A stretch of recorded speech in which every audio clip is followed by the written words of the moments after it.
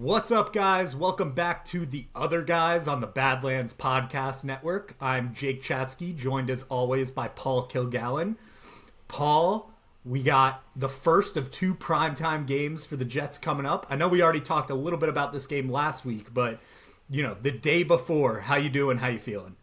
Yeah, we usually talk right after a game, right? And that's like frustration time and like time to yell at the coaches and explain everything that we're upset about. And so you're catching us at a different part of the week this week. This is nervous time for me.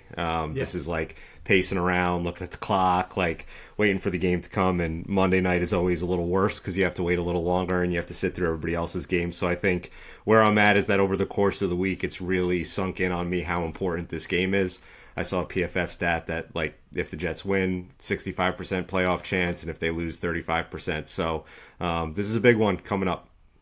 Yeah, it's a big game, and I think nervousness is definitely the way to put it. I feel like usually when we talk, it's like, all right, we escaped one there, and we can sort of spin all of our nerves into a positive note. We don't have that luxury yet. Hopefully we're walking away with a win. But yeah, it's hard to understate just how big this particular game is. And I think a good way to go about doing that, that I'm sure a lot of Jets fans had gone through this week, is just taking a look back at the Jets' history with the Chargers. It seems like the two franchises have been certainly intertwined over the last 20 years with a lot of very valuable players going from one way to another. And I know for most Jets fans probably had the same thought as myself, where like when you think about Jets Chargers, you immediately go back to the playoff run in 2009, 2010, and you think about the Sean Green game. You think about Rex Ryan's post-game speech where he's like, three home teams won today and the goddamn Jets, which always gets me fired up. But I know, Paul, that you were doing a bit of a deep dive into the last 20 years of Jets Charger history. So wanted to give you some time to sort of take the floor and tell our audience what that data has led to, the very, very deep dive data that I know you did, and sort of if you have any interesting takeaways about the history of Jets and Chargers matchups. Yeah, I mean, first of all, in that playoff game, like that's one of those games that like I remember where I was. I could probably like draw you a picture of the room I was in, like core memory for me in terms of being a Jets fan. Nate Kading missed 3 field goals in that game. I think 2 of them were pretty late. And I think that like pretty much destroyed his career. I think his head was soup after that.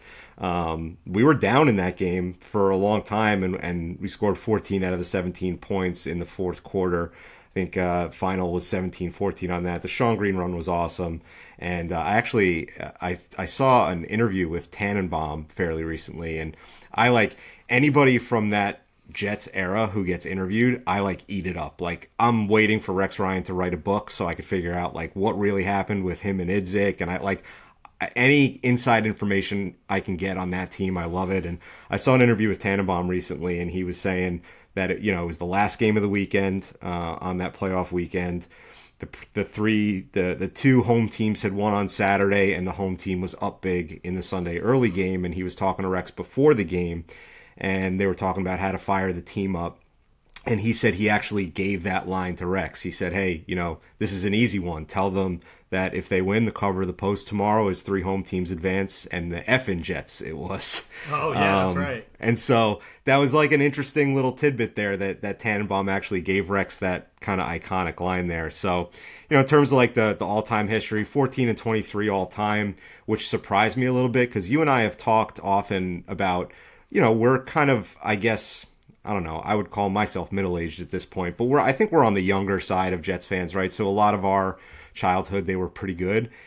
And like, I kind of feel like we own the Chargers. And so I looked kind of specifically in that window of you and I growing up, and we were 5-2 over that span. So I think that was a real feeling that I had. But over the last 4, we've lost all 4.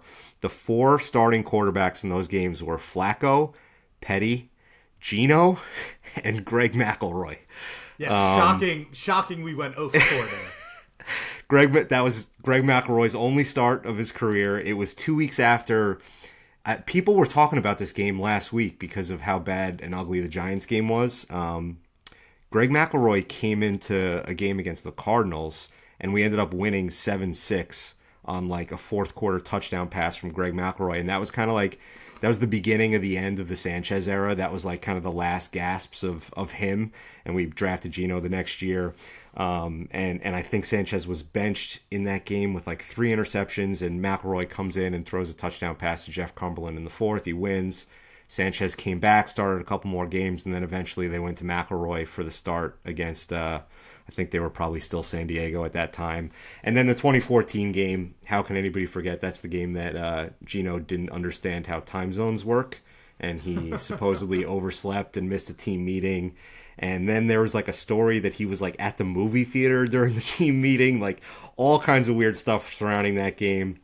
Long story short, got our doors blown off 31-0. Geno went 4 for 12 in that game for 27 yards. He was benched for Mike Vick, who then went 8 for 19 for 47 yards. So recent history-wise, not great against the Chargers. 0 for our last 4. Hopefully we can turn that a little bit around this coming Monday. So who could forget Mike Vick, Jets legend? Mm-hmm.